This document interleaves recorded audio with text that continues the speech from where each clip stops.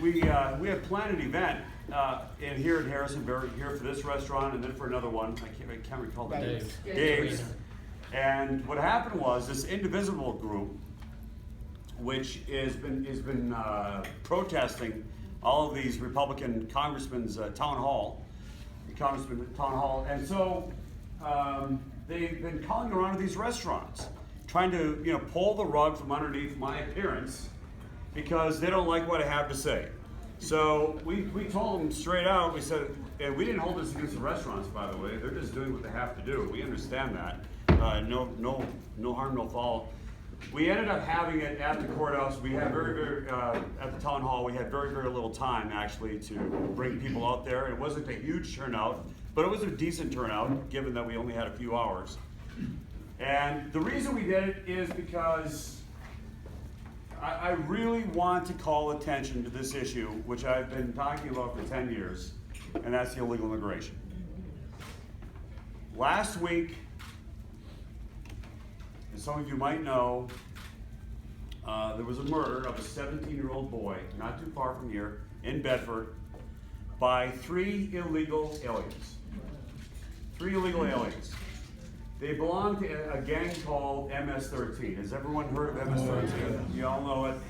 They've been very active. They've been very active in Northern Virginia and in Maryland. And 10 years ago, when we put this plan in place in Prince William County, our ordinance in place, we knew that we had Linda Chavez come down, by the way. She worked for the Bush administration. She's just really awful. She came down, she's just an awful person. She really is. So she came down to try to intimidate us, try to make us, push back a Republican board from cracking down on illegal immigration. And she asked, "Why are you doing this?" And we said it's very simple. Because illegal aliens are committing crimes in my community. And my job as an elected official, whether I'm the mayor, yeah, that's her. What do you have there? Speed down.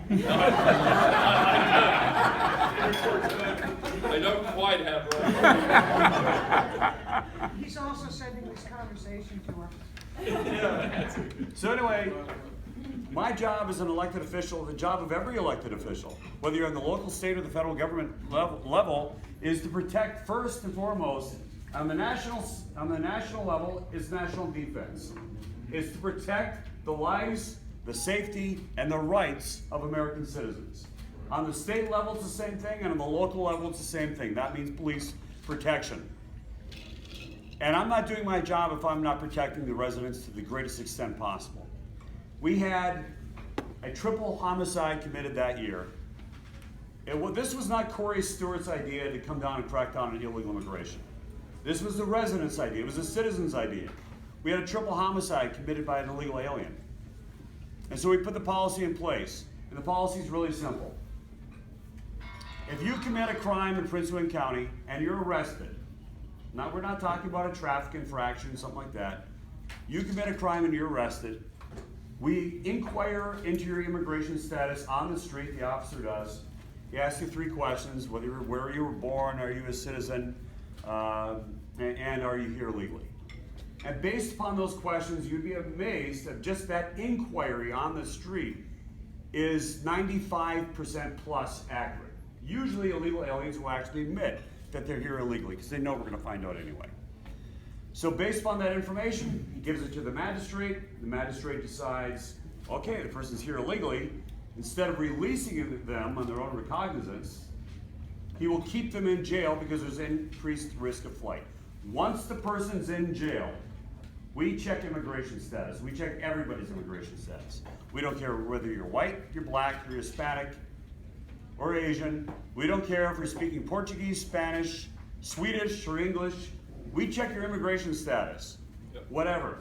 And because of that, not one single, now we have 660 police officers. This plan has been in place for 10 years. Not one single incidence of racial profiling. Not one. And so far, because of this policy, we have apprehended and started the deportation processing and handed over to the federal government more than 7,500 criminal illegal aliens in 10 years in Prince William County alone. Violent crime rate dropped, it plummeted. It went way down, and it went down by 48.7%. The liberals on the board, I shouldn't say that, that's not completely true, but it was several members of the board wanted to determine whether, after 3 years or so, whether this was working and whether it was causing racial profiling. We had UVA, and that was the only way I could get them to vote for this thing. UVA came and did the study, and even UVA said, look, we can't prove that there's a definite connection between your drop in violent crime and this policy. But it certainly looks like a strong correlation. And they actually identified 3 specific crimes where they thought there's almost no question that it had an impact on those particular areas of crime. So that's what we do in Prince William County. It works, it targets the criminals. It's brought down violent crime. It hasn't resulted in racial profiling. The vast majority of county residents support the policy, whether they're white or black or Hispanic, and even Hispanics now support the policy. And that's the policy that when I'm governor, we're gonna have in every single locality in Virginia. It's not just enough to say you're gonna crack down on sanctuary cities. Of course, we're going to crack down on sanctuary cities. If a locality refuses to do its job and is not going to protect its citizens, and is not going to cooperate with federal authorities in removing dangerous criminal illegal aliens, we're gonna cut off their funding. We're absolutely gonna do that. And we're not going to give them driver's licenses. We're not gonna do that either. But that's not enough. You have to have this policy in place. It's called the 287G policy program. It's a federal program. And now, with a real president of the United States in the office, we're finally going to be able to remove criminal illegal aliens from Virginia. It's not the only issue. It's not the only issue. There are a couple of other big things that are near and dear to my heart. Now, a couple of weeks ago, we went down to Charlottesville, and how many of you have heard about what happened down there? So a lot of you. But we got mobbed. We got mobbed by dozens of left-wingers. And we have tape of what happened before. It was on Facebook. Yeah, it was on Facebook. What's his name? Rob Schilling. The Rob Schilling show down in Charlottesville. So they show up early, and they actually have tape. It's very interesting. This is the Indivisible crowd organizing. So they got all these lefties out there. And by the way, it was interesting who was there. I thought it was going to be all young people. It wasn't. It was very young people in their early 20s, mid-20s. And then there were people in their 70s. Yeah. Okay? You weren't there.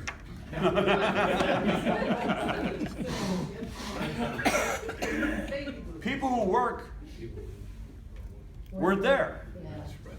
They weren't there. They were too busy with their lives. So these are professional protesters. And anyway, this woman, you see her there, and she's like, all right, who wants this t-shirt? It's a Black Lives Matter t-shirt. She throws it to that person. Then who wants this t-shirt? It's an Indivisibles. So that's how they organize these things. These are professional. These are George Soros paid protesters. And they're trying to get us to back down. They are. They're trying to intimidate us. And we're not going to let them do that. Worked for Ed, though. What's that? Worked for Gillespie, though. Yeah. So, anyway, the protest gets going, and I bring down there with, and some of you may know Thaddeus Dion Alexander. He's an African American conservative activist. He's got a lot of followers on Facebook. He and I go down there. They're right in our face. The cops don't show up on time. We had to escort my wife back to my truck. And we do this Facebook video. It's gotten about 500,000 views so far. But at one point, it's really interesting because they were saying, hey, hey, ho, ho, the white supremacists must go, talking about me. And they're yelling it at Dion. And he turns around.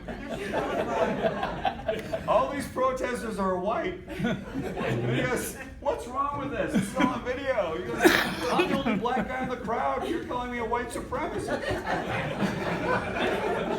You really have to see it. It's hilarious. This is why it's such an important issue. What is Virginia? What does it mean to be Virginia? What is it about our state? You know, when I travel, and I go wherever it is, if I'm going abroad or even if different parts of the country, some people say, where are you from? The first thing I say is, I'm from Virginia. I'm proud of it. I know a lot of you are too. All of you are in this room. We're proud of it. We're proud to be Virginians. Why are we so proud? Because there's no other state in this country that has the history and the heritage that we have. It's a proud history. It's a proud heritage. And it's George Washington, it's Thomas Jefferson, it's James Madison, it's all the founders, but it's also Robert E. Lee and Stonewall Jackson. And we're proud of it. Now, some, the left are going to say, well, you know, hey, Virginia, it stood for slavery, blah, blah, blah, and all of this stuff. No. Said, look, I don't care where you're from. I don't care what what nation you're from, or what country you're from. Everybody's got warts on their history, folks. Everybody. That doesn't mean you run away from it. We have to embrace it. Because if we lose our heritage, if we lose our history, we lose our identity.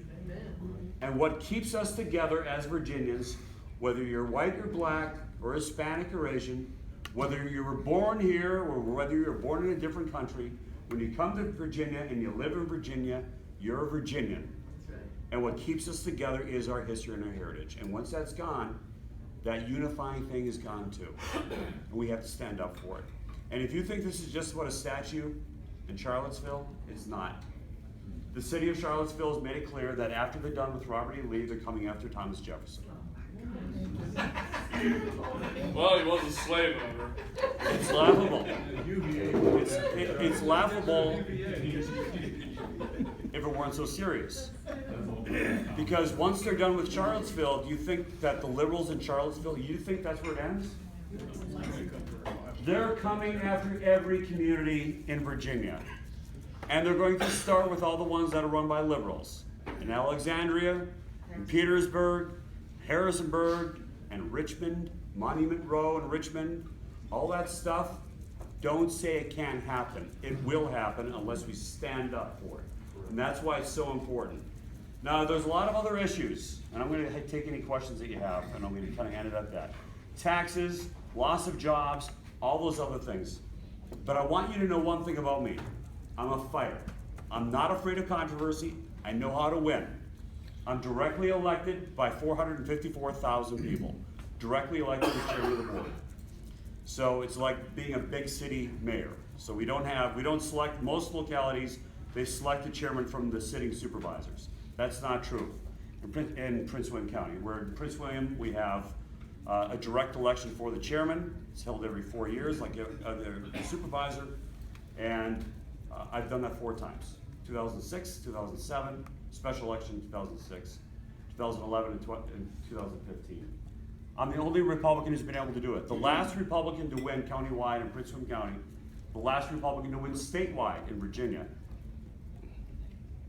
was Bob McDonald. I'm the only one who's been able to do it since 2009. That's because I work hard. I work hard all the time. You can check out my Facebook. I'm all over the place, all over the place. I work hard whether there's an election year or not an election year. That's how I'm able to win African American votes in Prince William County.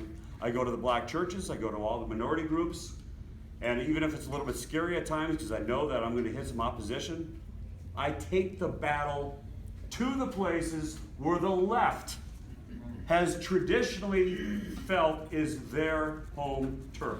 You have to take the battle to where the Democrats are, and you have to win over their supporters. Because for every Democrat you win, it counts twice. Because you're gaining one and you're taking one away from them. So when I'm your nominee, that's what I'm going to do. And if you want somebody who's a fighter, if you want somebody who's going to work hard, if you want somebody who's going to stand up to the left, stand up to the press, stand up to the protesters, and if you want a winner, then I'm your candidate. And in 2016, we took back the White House, And in 2017, we're taking back Virginia. Thank you.